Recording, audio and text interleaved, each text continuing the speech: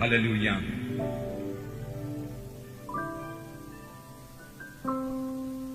Saudaraku, topik firman Tuhan pada hari ini diambil daripada pembacaan Alkitab kita. Biarlah kita bertambah hari, bertambah giat membaca Alkitab kita sambil merenungkan firman Tuhan tersebut, karena ini akan mengobatkan seluruh hidup kita. Apalagi firman Tuhan merupakan makanan rohani kepada kita. Firman Tuhan juga menambahi iman kita. Firman Tuhan berkata, iman datang daripada mendengarkan firman Tuhan. Sekaligus firman Tuhan itu, saudaraku, menyucikan kita. Sucikanlah mereka itu dalam firman-Mu. Firman-Mu adalah kebenaran, firman Tuhan berkata. Sekaligus, saudaraku, firman Tuhan memberikan hikmat kebijaksanaan kepada kita. Isilah hati kita penuh dengan firman Tuhan. Janganlah miskin daripada firman Tuhan. Juga firman Tuhan merupakan senjata rohani kepada kita, saudaraku. Tuhan Yesus pada waktu dia melawan setan, dia berkata, ada tersurat. Setan, dia berkata, ada tersurat. Bukan hanya dari roti saja manusia hidup, tapi daripada tiap-tiap firman yang keluar dari mulut Allah. Jangan cobai Allah Tuhanmu. Ada tersurat, dia katakan. Ada tersurat, engkau hanya menyembah Allah Tuhanmu saja. Lalu setan mundur daripada Tuhan Yesus. Karena Tuhan Yesus memakai satu senjata yang sangat ampuh, yaitu firman Tuhan, yang sampai sekarang ini belum kehilangan kuasanya. Amin, saudara. Jatuh cintalah pada firman Tuhan. Amin, saudara. Isilah hati kita dengan firman Tuhan. Baca terus, bertekun terus, saudaraku. Supaya hati saudara penuh dengan firman Tuhan. Supaya apa yang dikatakan dalam Kolose pasal 3:15. Biarlah firman Tuhan diam dengan segala kekayaannya di dalam hatimu. Firman Tuhan yang diam dengan segala kekayaannya dalam hati kita akan mengubahkan hati kita, akan mengubahkan seluruh hidup kita.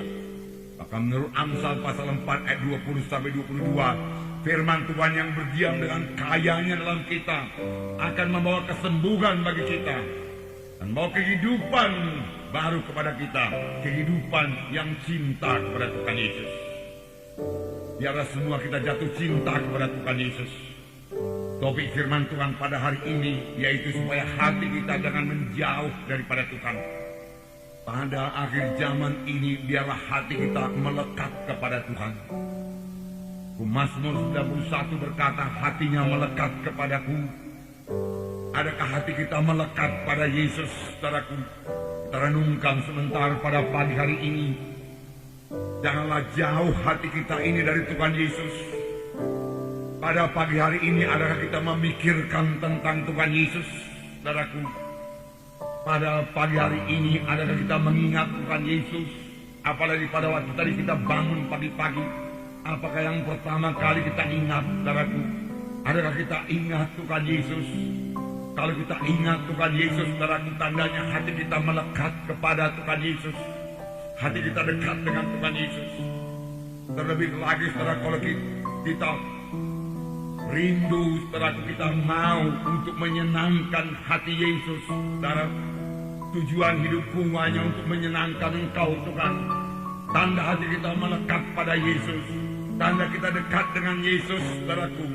Bahkan sebenarnya Yesus dalam hati kita, tapi kerap kali, saudaraku, kita take it for granted saja, saudaraku. Kerap kali, saudaraku, walaupun Yesus dalam hati kita, kita tidak merasakan kehadirannya. Pikiran kita, hati kita jauh, saudaraku, daripadanya. Firman Tuhan pada hari ini, saudaraku, ngajak kita, saudaraku, untuk melihat hidup kita, melihat hati kita. Karena hati manusia itu adalah kehidupan manusia seluruhnya. Adakah dia dekat dengan Tuhan? Adakah dia takut kepada Tuhan? Atau dia sudah jauh daripada Tuhan?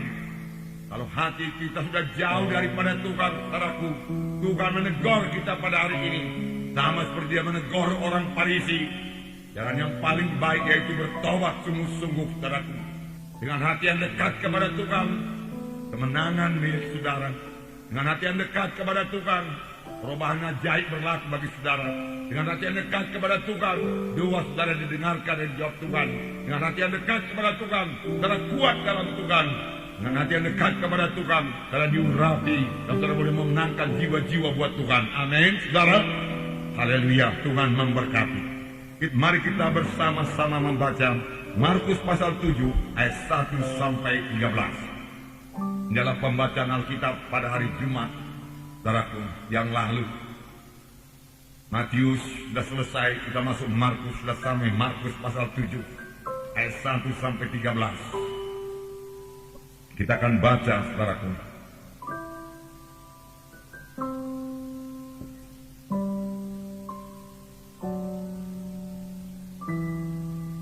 Mari bersama-sama.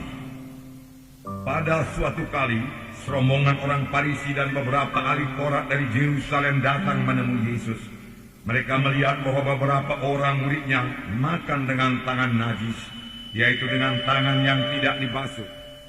Sebab orang-orang seperti orang-orang Yahudi lainnya tidak makan kalau tidak melakukan pembasuhan tangan lebih dahulu, karena mereka berpegang pada adat istiadat nenek moyang mereka.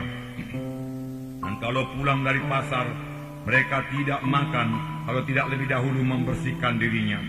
Banyak warisan lain lagi yang mereka pegang, umpamanya hal mencuci cawan, kendi, dan perkakas-perkakas tembaga. Karena itu orang-orang Farisi dan ahli-ahli Taurat itu bertanya kepadanya, "Mengapa murid-muridmu tidak hidup menurut adat istiadat nenek moyang kita, tetapi makan dengan tangan najis?" Jawabnya kepada mereka, "Benarlah nubuat Yesaya tentang kamu, hai orang-orang munafik. Sebab ada tertulis, bangsa ini memuliakan aku dengan bibirnya, padahal hatinya jauh daripadaku. Percuma mereka beribadah kepadaku, sedangkan ajaran yang mereka ajarkan ialah perintah manusia. Perintah Allah kamu abaikan untuk berpegang kepada adat istiadat manusia." Yesus berkata pula kepada mereka, "Sungguh pandai kamu mengesampingkan perintah Allah, supaya kamu dapat memelihara adat istiadatmu sendiri. Karena Musa telah berkata, hormatilah ayahmu dan ibumu, dan siapa yang mengutuki ayahnya atau ibunya harus mati. Tetapi kamu berkata, kalau seseorang berkata kepada bapaknya atau ibunya, apa yang ada padaku yang dapat digunakan untuk pemeliharaanmu sudah digunakan untuk korban, yaitu persembahan kepada Allah, maka kamu tidak membiarkannya lagi berbuat sesuatu pun untuk bapaknya atau ibunya. Dengan demikian firman Allah kamu nyatakan tidak berlaku demi adat istiadat yang kamu ikuti itu, dan banyak hal lain seperti itu yang kamu lakukan." Saudaraku, di sini kita melihat orang-orang Farisi, orang-orang Yahudi datang kepada Tuhan Yesus. Mereka dari luar kelihatan sangat beragama, sangat mematuhi peraturan-peraturan agama, sampai kepada peraturannya sekecil-kecilnya. Tetapi peraturan-peraturan yang mereka lakukan hanya bahagian luar saja, hanya bahagian badani saja. Misalnya hal mencuci tangan. Mencuci tangan kalau mereka mau makan, memang satu hal yang baik juga untuk kebersihan. Tetapi terutama yang mereka tegurkan kepada murid-murid Tuhan Yesus bukan soal kebersihan. Mereka merasa itu melanggar undang-undang Tuhan. Kemudian mereka mempunyai adat pembasuhan lagi. Misalnya mereka baru pulang dari pasar, dari pekan, mereka membasuh tangannya supaya suci, dia katakan. Oleh sebab itu pada waktu murid-murid makan dengan tangan yang tidak berbasuh, mereka berkata, mereka makan dengan tangan yang najis. Mereka itu najis, demikian dikatakan. Dan mereka juga punya adat pembasuhan. Pembasuhan cawan, kendi, barang-barang perkakas dari perak, dan lain sebagainya. Jadi banyak-banyak pembasuhan. Tiap-tiap hari berbasuh, tiap-tiap hari dibasuh, saudaraku. Itulah yang mereka pikir yang membawa mereka pada kesucian. Pembasuhan yang dari luar saja. Dan pada waktu mereka melihat murid-murid Tuhan Yesus makan dengan tangan yang tidak berbasuh, mereka merasa itu sangat najis. Nah, mereka berkata kepada Tuhan Yesus, "Mengapa murid-muridmu makan dengan tangan yang tidak berbasuh, dengan tangan yang najis?" Lalu Tuhan Yesus mengajar mereka. Tetapi kali ini Tuhan mengajar mereka dengan satu perkataan yang sangat keras. Tuhan Yesus memakai perkataan, "Hai kamu orang munafik," dia katakan. "Hai kamu orang yang berpura-pura," dia katakan. "Kamu tidak mengatakan apa yang dalam hatimu. Kamu hanya mementingkan bagian luar saja. Mulutmu manis kepadaku, Tuhan Yesus berkata, tetapi hatimu jauh daripadaku. Percumalah kamu beribadah kepadaku, Tuhan berkata. Yang perlu kepadaku adalah soal hati, Tuhan berkata. Bukan soal mulut, dia katakan. Dan bukan soal luaran saja. Kamu beribadah kepadaku, tapi hatimu jauh daripadaku. Percuma saja, dia katakan. Dan perintah Allah kamu abaikan untuk melakukan adat istiadatmu. Perintah Allah kamu sampingkan, dia katakan, supaya kamu membuat adat istiadatmu. Dan firman Tuhan kamu putar balikkan untuk keuntungan dirimu sendiri. Sebab kamu berkata, aku tidak perlu menolong orangku, karena uang yang kupakai untuk menolong orang tuaku sudah kuberikan untuk korban persembahan kepada Tuhan.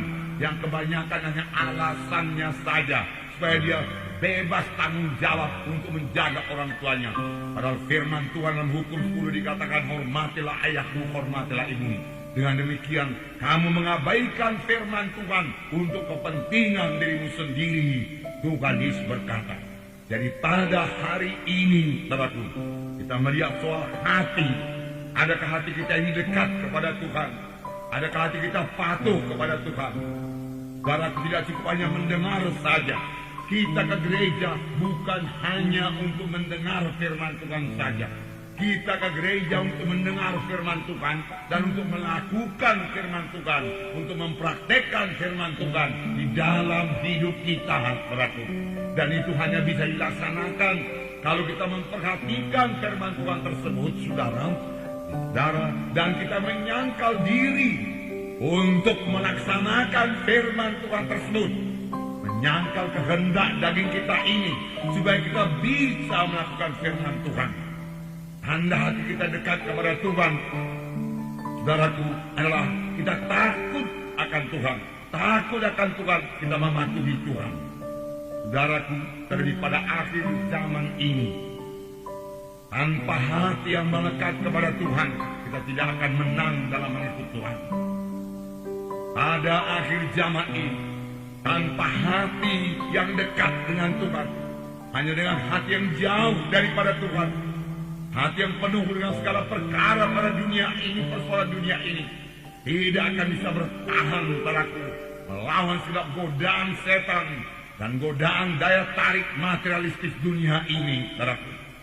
Tetapi kalau hati kita dekat kepada Tuhan, Yesus yang terindah kepada kita, Yesus yang termulia kepada kita, dan jatuh cinta kepada Tuhan Yesus, itulah yang membawa kita untuk tetap bersekutu dengan Tuhan Yesus dan menang mengikut Yesus di tengah-tengah segala gelombang dunia ini. Tidak bisa menghanyutkan kita. Amin, saudara. Jadi dekat dengan Yesus, saudaraku. Dekat dengan Yesus. Minggu yang lalu kita mendengarkan firman Tuhan mengenai Nuh.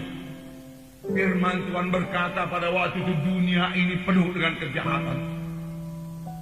Kecenderungan hatinya jahat semata-mata. Mereka berpikir perkara yang jahat. Mereka mau melakukan perkara yang jahat. Bahkan mereka mengucapkan perkataan yang jahat. 100 tahun lamanya mereka mengejek Nuh. Tapi firman Tuhan juga berkata, adapun Nuh itu seorang yang benar dan suci. Haleluya.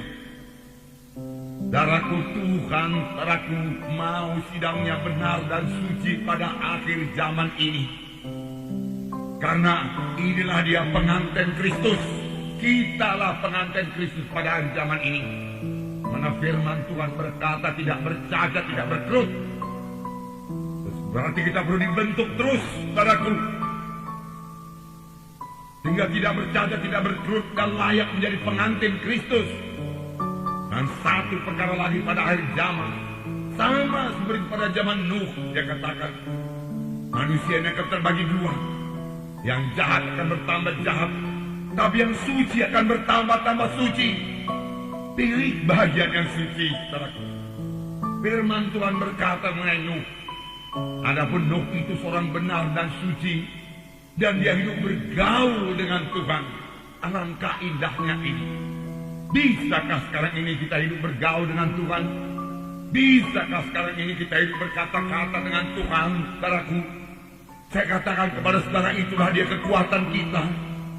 Saya katakan kepada saudara, untuk itulah kita diselamatkan Tuhan. Bukan untuk sekedar menerima berkat kesembuhan daripada Tuhan. Bukan untuk supaya sekedar saudaraku diberkati Tuhan dalam bidang materi. Bukan supaya sekedar kebaktian minggu. Tetapi supaya kita memiliki persekutuan yang indah dengan Tuhan. Doa saudaraku yang bersekutu dengan Tuhan. Mana firman Tuhan berkata, berdoalah kamu senantiasa. Firman Tuhan berkata, dan kita memiliki persekutuan, kita mendengar suara Tuhan, dan kita berkata-kata dengan Tuhan.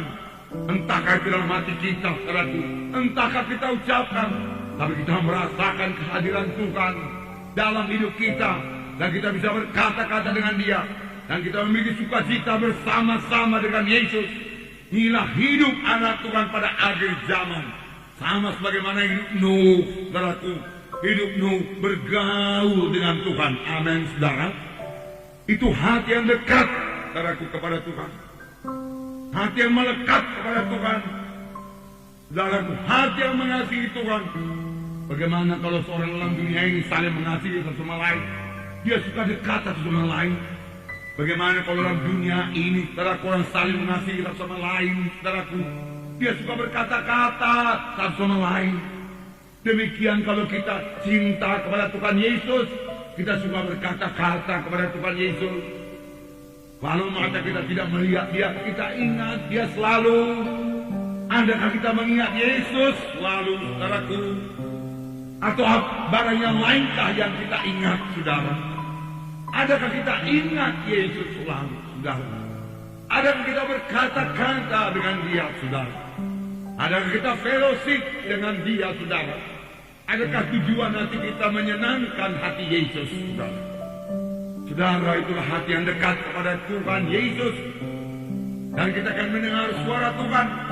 Dan kalau kita sudah mendengar suara Tuhan, sama sebagaimana Nuh mendengar suara Tuhan, apakah yang diperbuat oleh Nuh? Nuh melakukan segala sesuatu yang diperintahkan Tuhan, tepat seperti yang diperintahkan Tuhan kepadanya. Tidak menyimpang ke kiri, tidak menyimpang ke kanan. Tepat. Tuhan berkata, bangun bahtera 300 meter panjangnya. Dia katakan 50 meter lebar, 30 meter tingginya. Dan Nuh berbuat tepat seperti yang diperintahkan Tuhan. Walaupun perintah Tuhan itu bukan satu pekerjaan yang mudah. Membangun bahtera 300 meter teraku sampai sekarang merupakan pekerjaan yang sukar, saudara. Itu lebih besar daripada gedung yang besar, saudara. Karena akan memuat segala binatang-binatang dan segala yang hidup dalam dunia ini. Tapi Nuh mengerjakannya dengan tekun. Perhatikanlah ini, saudaraku. Nuh patuh kepada Tuhan. Karena Nuh percaya kepada Tuhan. Kalau kita betul-betul mau selamat, saudaraku, saudara kita percaya dan patuh, maka kita akan mengalami berkat Tuhan. Dan dibutuhkan ketekunan juga, saudaraku, dalam mengikut Tuhan. Amin, saudara. Ketekunan, saudara, ketekunan. Sama sebagaimana Nuh tekun dan hadapi semua oposisi-oposisi yang mau menarik Nuh, saudara, keluar dari jalan Tuhan. Tapi Nuh, saudara, bisa mengalahkan mereka semua. Demikian hidup pada akhir zaman ini, saudaraku. Jangan ada, saudaraku, yang menarik saudara keluar daripada jalan Tuhan. Yang menarik saudara keluar daripada persekutuan dengan Tuhan. Yang membuat saudara jauh daripada Tuhan. Banyak perkara dunia ini bisa membuat kita jauh daripada Tuhan. Perkara dosa, perkara duniawi. Segala sesuatu dari TV, saudaraku, bisa menundukkan hati kita dan pikiran kita. Sehingga kita tidak memikirkan tentang Tuhan Yesus, saudara. Semua itu membuat kita jauh daripada Tuhan. Mari isi hati kita dengan firman Tuhan. Amin, saudara. Firman Tuhan menekankan sekali lagi dalam Yehezkiel 33 ayat 31 sampai 32. Yehezkiel 33 ayat 31 sampai 32. Dan mereka datang kepadamu seperti rakyat berkerumun di hadapanmu sebagai umatku. Mereka mendengar apa yang kau ucapkan, tetapi mereka tidak melakukannya. Mulutnya penuh dengan kata-kata cinta kasih, tetapi hati mereka mengejar keuntungan yang haram. Sungguh engkau bagi mereka seperti seorang yang melakukan syair cinta kasih dengan suara yang merdu. dan yang pandai main kecapi. Mereka mendengar apa yang kau ucapkan, tetapi mereka sama sekali tidak melakukannya. Saya kasihan pada Nabi Yehezkiel, saudaraku. Apa yang jadi pada Nabi Yehezkiel ini, saudara lihat di sini, dia datang kepada rakyat, dan rakyat berkerumun mendengarkan apa yang dikatakannya. Nah, mereka mendengarkan apa yang kau ucapkan dikatakan, tetapi mereka tidak melakukannya. Mereka mendengarkan, mereka mengiyakan dikatakan, mulutnya penuh dengan kata-kata cinta kasih, tapi hati mereka tidak di situ. Hati mereka mengejar keuntungan yang haram. Pikiran mereka mengenai bisnis mereka di luar. Pikiran mereka mengenai barang-barang materi di luar sana. Lalu Yehezkiel naik terus. Apa yang jadi pada Yehezkiel? Yehezkiel sebagai badut di tengah-tengah mereka. Firman Tuhan berkata ayat 32. Sungguh engkau bagi mereka seperti seorang yang melakukan sayur cinta kasih dengan suara yang merdu dan yang pandai main kecapi. Mereka mendengar apa yang kau ucapkan, tetapi mereka sama sekali tidak melakukannya. Inilah roh akhir zaman, saudaraku. Mereka mau, saudaraku, mendengarkan firman Tuhan sebagai penghiburan di gereja, saudara. Dan mereka sama sekali tidak mau menyangkal dirinya untuk melaksanakan firman Tuhan. Betapa menyedihkan. Nabi Yehezkiel berkhotbah. Oh, mereka menerima perkataan yang manis. Mereka sukakan perkataan yang manis. Akan dikatakan di sini engkau kepada mereka sebagai orang yang menyanyikan lagu cinta kasih, dan mereka senang, mereka tertawa, tetapi mereka tidak mau melakukan apa yang kau katakan. Firman Tuhan berkata, saudaraku, banyak sekarang ini saudaraku datang ke gereja, saudaraku, untuk mencari hiburan, saudaraku. Ke gereja bukan untuk mencari hiburan, saudaraku. Memang kita bersuka cita di gereja, tidak bisa dibantah. Karena Roh Kudus hadir di tengah-tengah kita.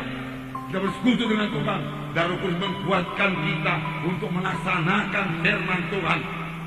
Firman Tuhan juga berkata, hendaklah kamu jadi pelaku-pelaku firman Tuhan, bukan hanya pendengar saja.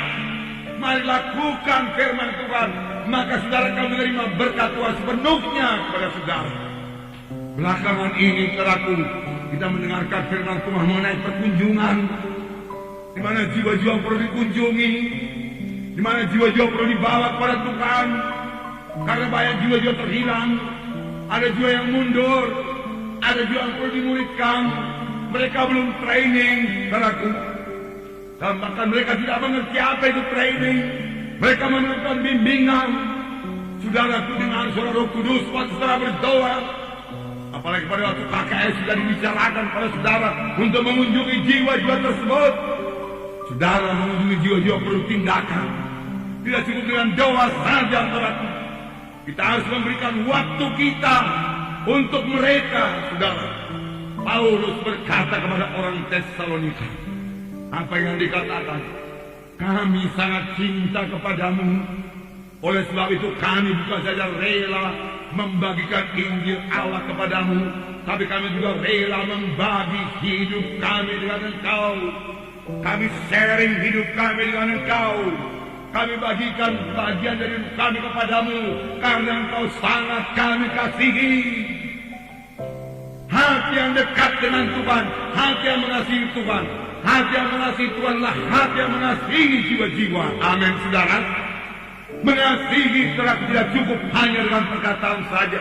Mengasihi harus dengan perbuatan. Firman Tuhan berkata, sama sebagaimana iman tanpa perbuatan juga kosong, demikian kasih juga dengan perbuatan. Lihatlah jiwa-jiwa. Saudara, rasakanlah bagaimana indahnya memenangkan jiwa-jiwa buat Tuhan. Sedangkan malaikat ribuan bersorak-sorai. Lihatlah perumpamaan Tuhan Yesus mengenai seorang gembala yang kehilangan seekor domba. Dia mencari domba itu sampai dapat. Ketika dia dapat domba itu, dia pangku domba itu. Dia bersuka cita karena domba yang hilang telah kembali. Demikian kalau sedang memenangkan jiwa-jiwa terakhir. Karena boleh kesukaan daripada Tuhan. Dan dengan kesukaan daripada Tuhan, hidup rohani telah bertumbuh. Hidup rohani telah berbuah. Bukankah Tuhan menghendaki kita bertumbuh? Amin, saudara. Amin, saudaraku. Tuhan menghendaki kita berbuah. Amin. Bahkan firman Tuhan berkata, pohon yang tidak berbuah ditebang. Bukankah anugerah Tuhan sudah limpah kepada kita? Betul, saudaraku. Bukankah Tuhan telah memberkati kita dan menolong kita? Amin. Masih banyak yang lain yang perlu ditolong. Mari bergerak. Maukah saudara bergerak, saudaraku? Maukah saudara bergerak, saudaraku? Haleluya. Haleluya. Nah, puji Tuhan, saudaraku, puji Tuhan. Nah, saudara yang kekasih, kita bergerak dengan hati yang kasih.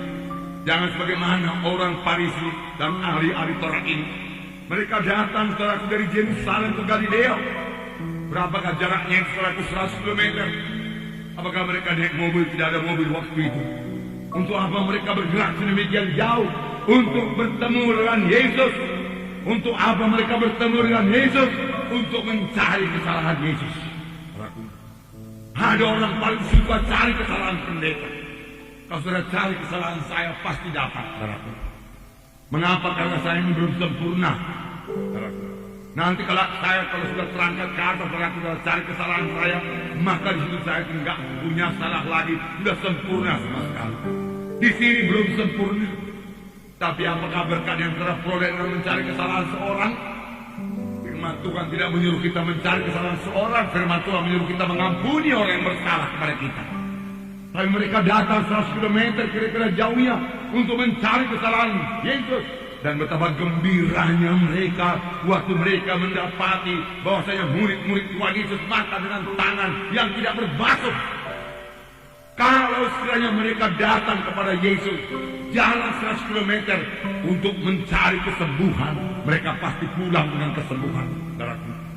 Kalau mereka datang mencari Yesus, saudaraku, untuk mencari keampunan dosa, karena mereka sadar dirinya orang berdosa, perlu keampunan dosa. Mereka sadar mereka tidak bisa menyelamatkan diri sendiri. Mereka pulang dengan keampunan dosa, keselamatan jiwa. Sayangnya mereka tidak menyadari diri mereka orang berdosa. Maka mereka menyadari diri mereka lebih benar daripada Yesus. Sampai mereka berani menegur Tuhan Yesus. Mengapa murid-muridmu makan dengan tangan yang najis? Mereka tidak kenal Yesus. Mereka katanya orang beragama yang menunggu Mesias. Tapi Tuhan Yesus berkata, engkau buta, engkau tidak kenal tanda-tanda zaman. Aku sudah datang, engkau tidak kenal. Saudaraku, kita juga tidak akan kenal firman Tuhan sepanjang hati kita jauh daripada Tuhan. Hati kita dipenuhi dengan kemarahan, kebencian, balas dendam, kesombongan. Maka saudaraku, kita tidak akan kenal, kita akan buta terhadap firman Tuhan. Orang-orang Farisi menganggap dirinya pandai luar biasa, lebih daripada Tuhan Yesus. Kalau saja mereka datang buat keampunan dosa, puji Tuhan. Maka saudara lihat dalam Alkitab bagaimana seorang yang lumpuh datang kepada Yesus pada waktu Tuhan di Kapernaum. Mereka tidak dapat masuk bertemu dengan Tuhan Yesus karena pintu jendela penuh dengan jiwa-jiwa.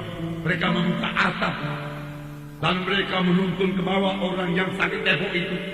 Firman Tuhan berkata, ketika Tuhan Yesus melihat iman mereka itu, ketika Tuhan Yesus melihat iman dan tindakan mereka itu sebenarnya, karena iman nyatakan dengan tindakan, apakah kata Tuhan Yesus?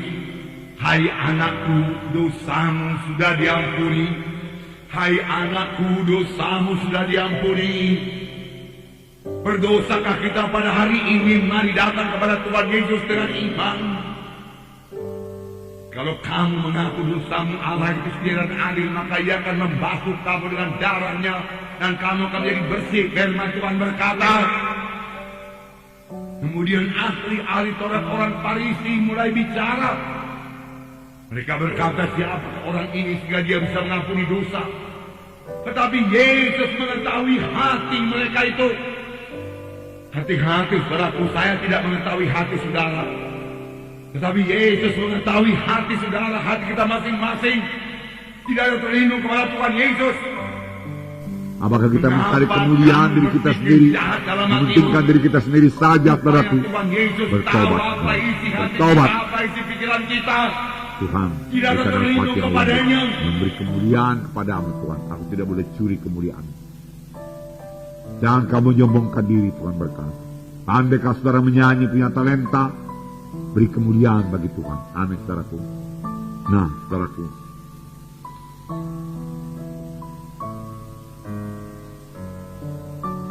bersihkan, pembersihan mulai dari dalam.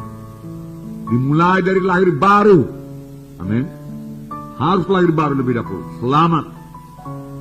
Kemudian, saudaraku, baharui hati saudara dengan firman Tuhan. Amin. Oleh sebab itu baca terus firman Tuhan. Firman Tuhan itu menyucikan saudara. Saudaraku mengikut Tuhan ini, saudaraku, nah, harus menyangkal diri. Harus ada waktu baca firman Tuhan. Nah, selama sebagaimana saudara berangkat kerja di pagi hari, saudara harus punya waktu makan sarapan.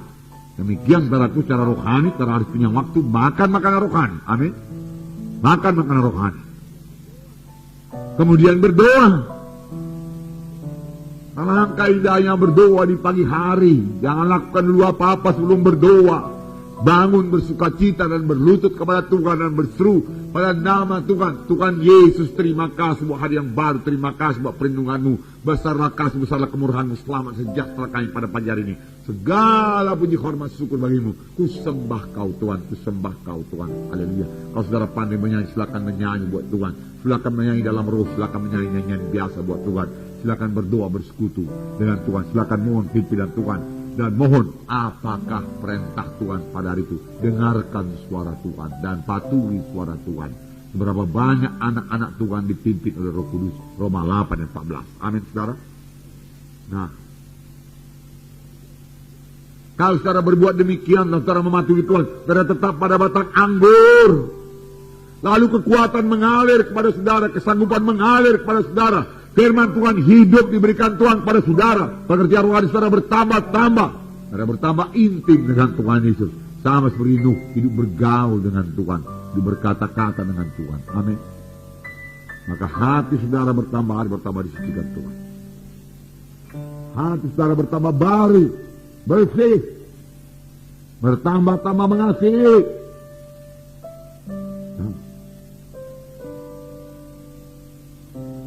Hidupku ini bukannya aku lagi, tapi Yesus hidup dalamku. Amin. Kamulah terang dunia ini. Adakah kita menjadi terang dunia ini, saudaraku? Ya. Hidup kita lain daripada orang dunia ini. Dan orang dunia tahu hidup kita sudah berubah. Orang dunia mesti melihat hidup kita sudah berubah. Kita harus menjadi terang pada akhir zaman ini, saudaraku. Nah,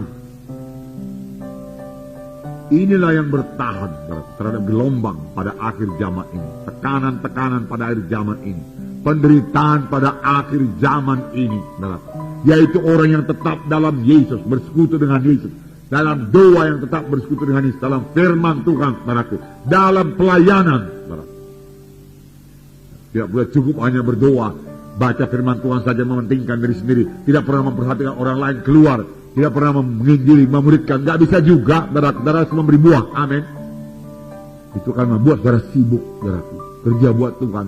Membuat peristiwa saudara bertambah indah dan bersyukur kepada Tuhan dan berkata-kata kepada Tuhan.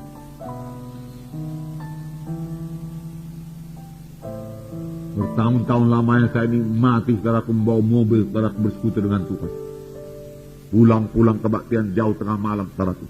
Saya berkata-kata dengan Tuhan. Nah, kebanyakan sudah tidur, saya bisa bersekutu dengan Tuhan. Air mata saya kerap kali bercucuran karena saya rasakan kasih Tuhan. Saya sampai di rumah segar karena saya bersekutu dengan Tuhan. Panjang jalan berkata-kata. Bahkan pada waktu itu saya belum begitu mengerti pun berkata-kata, tapi saya rasakan hal dari Tuhan. Simpel.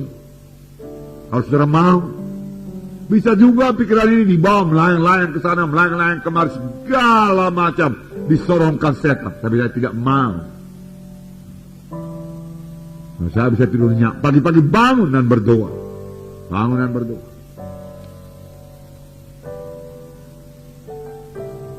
Karena kebanyakan saudara masih muda. Bangunlah jam 5 pagi. Berdoalah jam 5 pagi. Untuk kekuatan saudara. Karena saudara semua pelayan Tuhan. Baca Alkitab saudara.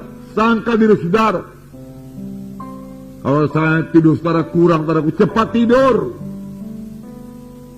Ya ada pelayanan seperti ini, saudaraku. Masih usahakan dengan secepatnya tiba di rumah. Dan sudah tiba di rumah, saudaraku, ya siapkan diri saudara. Tak itu makan, minum, kemudian tidur. Ya, besok bangun pagi-pagi dan berdoa. Tidak ada satu pelayanan pun yang berhasil tanpa disiram oleh doa, tanpa doa yang cukup. Tidak ada satu anak Tuhan yang bisa kuat, saudaraku, tanpa berdoa, tanpa firman Tuhan. Dia tidak bisa kuat, saudaraku. Itulah hidup kita sekarang ini. Itu perlu penyangkalan diri, saudara, penyangkalan diri. Hidup berdoa itu, saudaraku. Penyangkalan diri. Tanpa penyangkalan diri tidak bisa. Dalam Lukas 9 ayat 23 dikatakan. Untuk inilah, saudaraku. Dengan melakukan inilah, saudaraku, hati kita jadi baru. Katanya kepada mereka semua, setiap orang yang mau mengikut aku, ia harus menyangkal dirinya, memikul salibnya setiap hari. Kapan, saudaraku? Setiap hari. Dan mengikut aku setiap hari. Jadi mengangkat salib kapan? Bukan sekali setahun. Ada juga orang lain, saudaraku, angkat salib dari kayu betul-betulan, saudaraku. Digeret-geret, seret-seret sepanjang jalan, saudaraku, sekali setahun. Nah. Firman Tuhan berkata setiap hari angkat salib. Maka saudaraku sekali setahun lagi angkat salib. Memang kerap kali pun angkat salib sekali setahun itu upacara sajanya itu. Belum tentu hatinya, saudaraku, betul-betul menyangkal diri. Belum tentu hidupnya menyangkal diri. Dan memikul salib. Saudara lihat orang memikul salib, saudara lihat Tuhan Yesus memikul salib. Menderita apa tidak, saudara? Menderita. Menderita. Tapi Yesus sukacita. Sukacita. Petrus boleh jadi disalib juga, cuma disalib terbalik, saudara. Dia tidak takut. Dia bersukacita. Saudara. Penderitaan kita apa? Karena saudara tidak mau kompromi, saudara akan menderita. Karena saudara memberitakan Yesus, saudara akan menderita. Karena saudara diserang oleh setan, saudara akan menderita. Walaupun kalau kita berjaga-jaga, kita pasti menang. Oleh sebab itu firman Tuhan berkata, berjaga-jagalah dan berdoalah. Berdoalah, berdoalah, berdoalah. Sangkal diri untuk berdoa di pagi hari. Sangkal diri untuk berdoa di pagi hari. Menyangkal diri untuk baca Alkitab. Renungkan firman Tuhan. Kapan mulai datang pikiran-pikiran yang tidak senonoh, yang tidak patut dari setan, tolaklah. Amin, saudaraku. Tolak, saya buang kau dalam nama Yesus. Saya tidak mau engkau di dalam nama Yesus. Demikian. Kapan setan mulai menyodorkan, saudaraku, buku-buku yang tidak layak, yang merugikan saudara, tolaklah. Alkitab kita masih banyak, buku rohani masih banyak mau dibaca, saudara. Amin, saudara. Ya. Lalu betul-betul, saudaraku, yang di dalam ini suci, saudara. Hati yang dikuduskan dan hati kita dekat dengan Yesus, bersatu dengan Yesus. Yesus dalam hati kita, amin, saudaraku.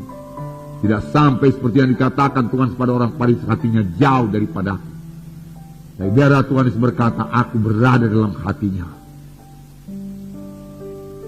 Yesus, saudara, berkata, aku hadir anakku, Tuhan berkata. Di manakah engkau, Tuhan Yesus? Aku ada dalam hatimu, anakku. Alangkah indahnya. Aku ada dalam engkau, anakku. Engkau tidak perlu takut, anakku. Aku beserta dengan engkau, anakku. Dia berkata, yang paling indah. Nah, 1 Petrus 2 ayat 20-21. 1 Petrus 2, adakah penderitaan? Ada. Bukankah penderitaan saya sudah ditanggung Tuhan Yesus? Saudara berkata, betul. Loh, kok masih ada penderitaan? Saudara berkata, Penderitaan yang ditanggung Tuhan Yesus, penderitaan kutuk dosa, penyakit, kemiskinan, kematian kedua kali. Itu sudah ditanggung Tuhan Yesus. Karena Tuhan Yesus telah menjadi substitusi kita untuk itu, ganti kita untuk itu. Amin. Tapi ada penderitaan lain lagi, dengar. 1 Petrus 2:20. Sebab dapatkah disebut pujian jika kamu menderita pukulan karena kamu berbuat dosa? Bukan karena itu, bukan karena dosa. Tetapi jika kamu berbuat baik dan karena itu kamu menderita, maka itulah kasih karunia Allah. Sebab untuk itulah kita dipanggil, karena Kristus pun telah menderita untuk kamu dan telah meninggalkan teladan bagimu, supaya kamu mengikuti jejaknya. Ia tidak berbuat dosa dan tipu daya tidak ada dalam mulutnya. Tetapi kemudian dia disalib untuk mengangkat dosa manusia ini. Karena saudara hidup benar, ya, saudara menderita. Sama sebagaimana Lut hidup benar, dia menderita daerah Sodom karena sekelilingnya dosa. Dan dia disingkirkan karena dia tidak mau ikut dosa. Demikian saudara boleh disingkirkan, diberhentikan dari pekerjaan karena saudara tidak mau kompromi. Itu macam penderitaan. Orang tidak mau berkawan kepada saudara karena saudara tidak mau kompromi. Puji Tuhan, masih banyak anak Tuhan begini banyak, saudaraku. Di mana saudara boleh membina persahabatan kasih yang suci, saudaraku. Ya, biar semua kita sesama anggota tubuh kita dan mengasihi dengan kasih yang suci, saudaraku.